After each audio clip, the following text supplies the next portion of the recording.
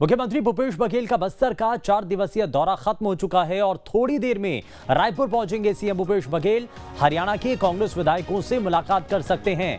विधायकों के साथ आगे की रणनीति मुख्यमंत्री बनाएंगे और सीएम के साथ नवनिर्वाचित राज्यसभा सांसद राजीव शुक्ला भी साथ रहेंगे। तो रायपुर के निजी रिसोर्ट में ठहरे हैं हरियाणा के कांग्रेस विधायक और ऐसे में उनसे कुछ ही देर में मुलाकात भी मुख्यमंत्री कर सकते हैं और जाहिर तौर पर यह मुलाकात अपने आप में खास रहेगी।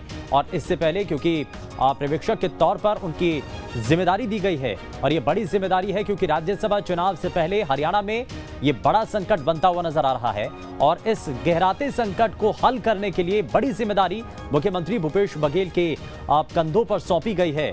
और जाहिर तौर पर सीएम बघेल का ये लगातार जो विधायकों के साथ संवाद है, इससे पहले भी एक बार मुलाकात मुख्यमंत्री कर चुके हैं, लेकिन नवनिर्वाचित राज्यसभा सांसद राजीव शुक्ला भी उनके साथ मौजूद रहेंगे। सीएम बघेल का जो बस्तर का 4 दिवसीय दौरा है उसके खत्म होने के बाद अब कुछ ही देर में रायपुर पहुंचेंगे सीएम भूपेश बघेल, जहां पर हरियाणा के कांग्रेस विधायकों से मुलाकात कर सकते हैं।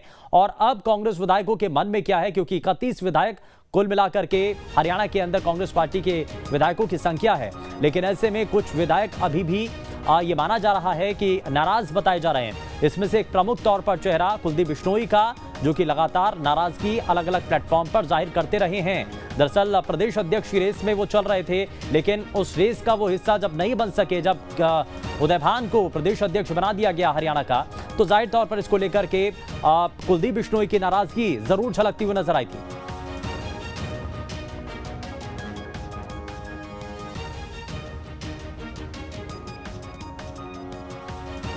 कांकेर को सीएम भूपेश बघेल ने सौगात दी है और विकास कार्यों का लोकार्पण और शिलान्यास किया गया। पत्रकार भवन के निर्माण के लिए 20 लाख रुपए की घोषणा की है। वहीं सीएम ने कुलगांव में गांधी जी की प्रतिमा का अनावरण किया है। सीएम बघेल ने शासकीय योजनाओं की समीक्षा की है और अधिकारियों से विकास कार्यों का फीडबैक भी लिया है।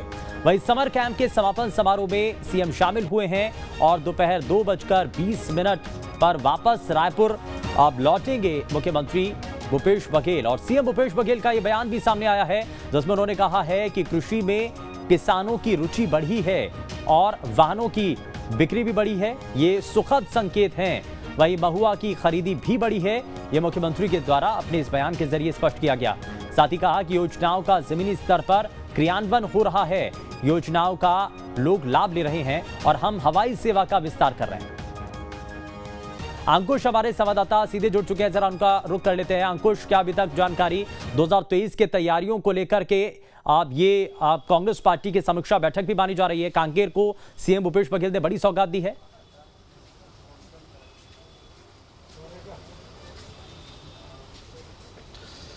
देखिए, जैसे जैसे विधानसभा चुनाव का समय नज़दीक आ रहा है, वैसे वैसे राजनीतिक दलों की तैयारियां बढ़ती जा रही हैं।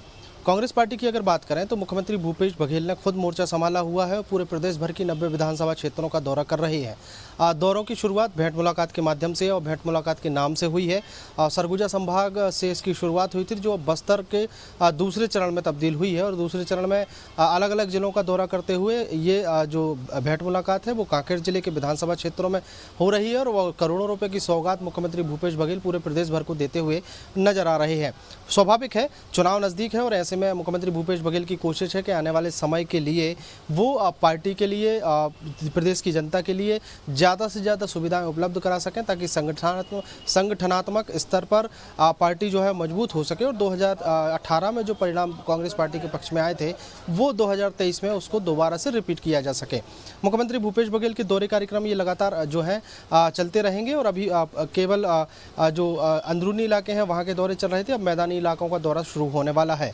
मुख्यमंत्री भूपेश बघेल लगातार अलग अलग क्षेत्रों का दौरा करके जो प्रदेश स्तर की जो जितनी भी योजनाएं हैं उन योजनाओं की समीक्षा करने का काम यहां पर करते हुए नजर आ रहे हैं।